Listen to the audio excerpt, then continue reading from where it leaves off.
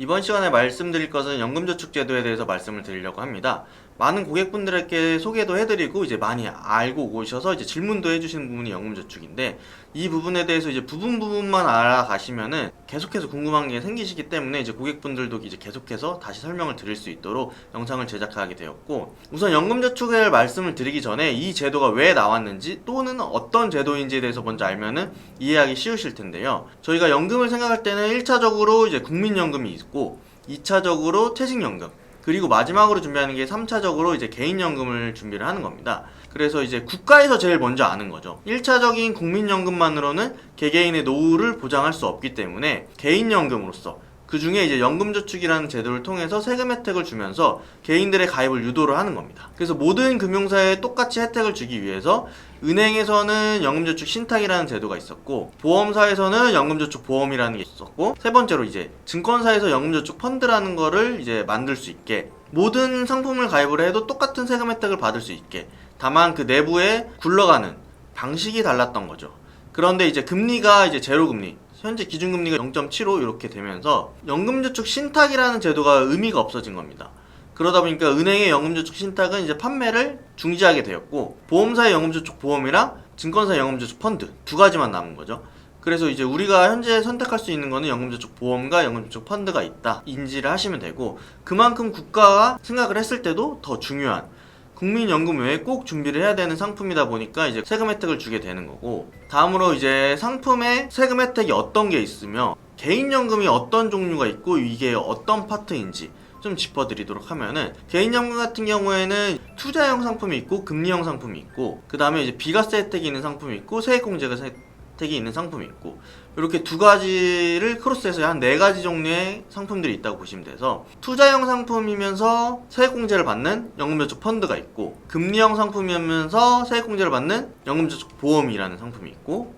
다음으로 이제 비과세 상품 중에는 금리형 상품은 연금보험, 그리고 투자형 상품은 변액연금보험이라는 상품이 있습니다. 그런데 이제 금리형 상품 같은 경우에는 요즘 금리가 제로이기 때문에 그냥 낸 돈을 돌려받는 상품이라고 보시면 되고, 그래서 연금은 이제 투자형으로 준비를 하시는 걸 많이 권해드리고 있고, 요 중에서 이제 연금저축 보험이랑 연금저축 펀드에 대해서 오늘 좀 더 알아보면은, 먼저 이제 급여를 5,500만 원을 기준으로 해서 이하이신 분들은 16.5% 해서 연 400만 원까지 납입을 하시면은 16.5%를 곱해서 66만 원까지 세액공제 혜택을 받으실 수가 있고, 5,500만 원이 초과하시는 분들 같은 경우에는 13.2%를 곱해서 52만 8천 원의 세액공제 혜택을 보실 수가 있습니다. 그래서 많은 분들이 초점을 맞추는 게 이런 식으로 연말정산에서 세금 혜택을 주는 부분에 초점을 맞추시는데, 이거 외에도 이 상품 같은 경우에는 연금을 수령 시에 이제 55세부터 수령이 가능하시고 10년 이상 나눠 받으셔야 되는데, 69세까지 연금을 수령 시에는 5.5%의 연금소득세를 내게 되시고, 70세부터 79세까지는 이제 4.4%,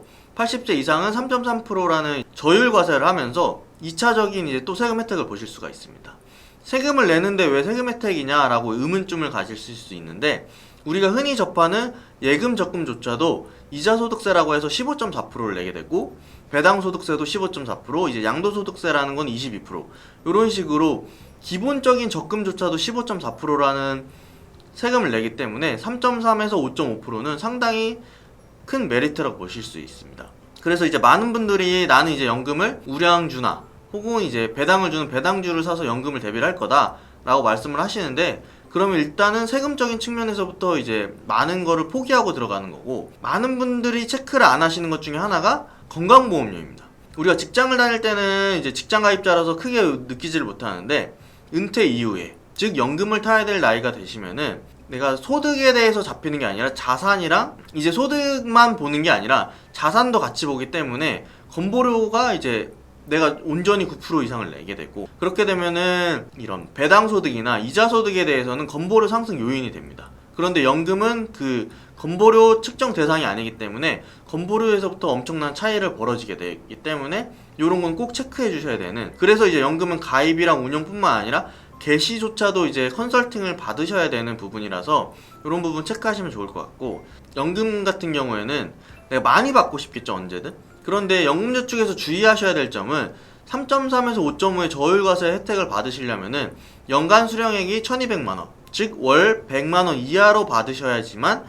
3.3에서 5.5%를 내시는 거고, 그 이상이 되시면은 이제 종합소득으로 들어가서 15% 이상을 세금을 내셔야 됩니다. 그러면 앞에서 받은 세금 혜택보다 이제 원금 플러스 이자에 대한 걸 세금을 내기 때문에 더 많은 액수를 세금으로 내야 될 수 있기 때문에 고소득자분들이 연금을 준비하실 때는 꼭 이런 부분을 체크하셔서 제대로 된 컨설팅을 받으셔야지 무턱대고 많은 액수를 넣었다고 해서 혜택을 많이 볼 수 있는 건 아니라는 점 꼭 인지하셨으면 좋겠고, 특히나 이제 요 외에 다뤄야 될 IRP까지 들어가게 되면은 꼭 내가 수령 시에 세금을 잘 체크하셔야 나중에 후회하지 않는, 나중에 세금적으로 혜택을 제대로 받으실 수 있는 부분이 있기 때문에 그거는 꼭 체크하시길 바랍니다. 그리고 이제 세금 혜택적으로 이제 많이 설명을 드렸고, 그 외에 이제 만약 연금을 가입하셨다가 해지를 하시게 되시면은 16.5%에 대해서 일괄과세를 하게 됩니다. 즉 5,500만 원 이상 버시던 분이 해지를 하게 되면은 오히려 받은 혜택보다 많이 뵙기 때문에 연금은 꼭 유지하는 게 중요하다. 그래서 이제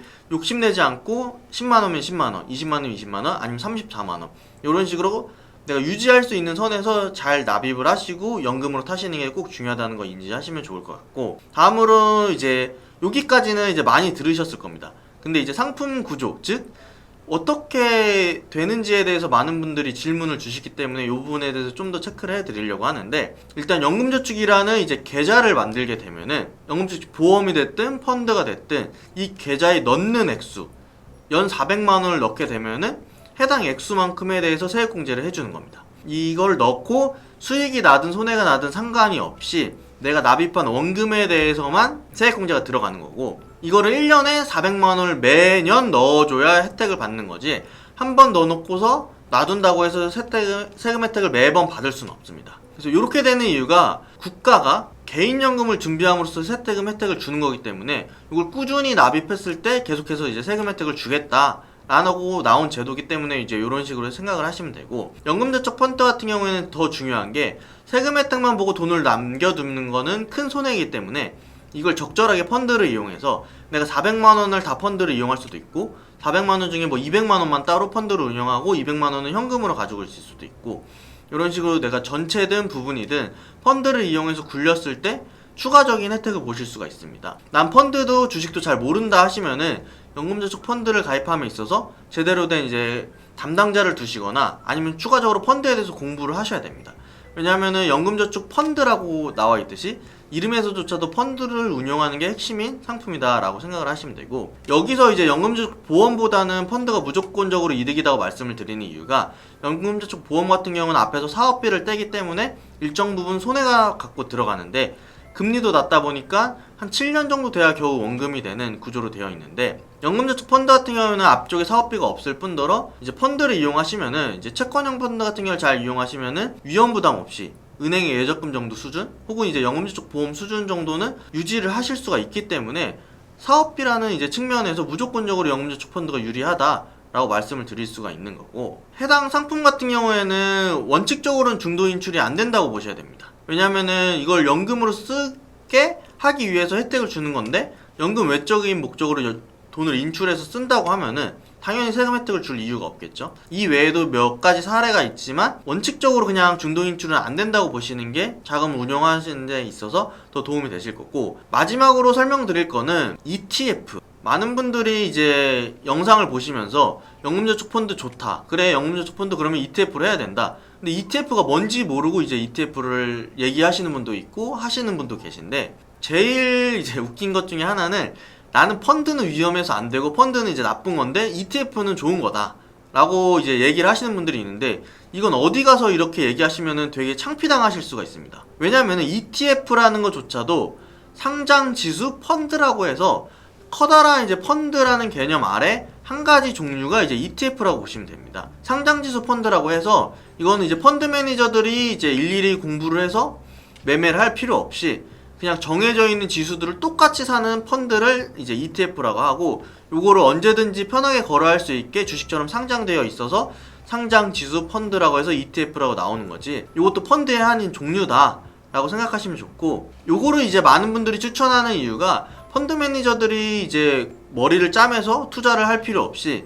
지수 그대로만 추종하면 되기 때문에 수수료 측면에서 저렴한 측면이 있습니다. 그렇기 때문에 많은 분들이 이제 연금저축이나 IRP를 이용하실 때 이런 ETF를 이용하신다고 생각하시면 되는데, 이게 한 가지 단점이라면은 상장지수라고 해서 상시 거래가 되기 때문에 자동이체를 걸음에 있어서 좀 제약이 있기 때문에 일반적으로는 ETF는 좀 더 신경을 쓰실 수 있는 분들이 하시면 좋고, 아니라면은 일반 펀드를 하셔도 충분히 큰 수익을 내실 수 있기 때문에 이 부분은 펀드에 대해서 또 추가적으로 알아보셔야 되는 부분입니다. 이런 식으로 이제 이번 영상에서는 연금저축이 왜 나왔는지, 그리고 어떤 세금 혜택이 있는지, 또 여기 세금 혜택 중에서 꼭 체크 포인트, 건보료 상승에 대해서 꼭 집중을 하셔야 되는 거고, 마지막으로 이제 상품에 제일 많은 질문들이 나오는 상품 구조에 대해서 단순히 돈만 매년 넣기만 해도 세액공제는 받으실 수가 있는 거고, 근데 이제 ETF나 뭐 펀드, 채권형 펀드 이런 걸 통해서 그 내부 자산을 굴려가면서 더 많은 혜택을 보실 수 있는 게 이제 연금저축 펀드다.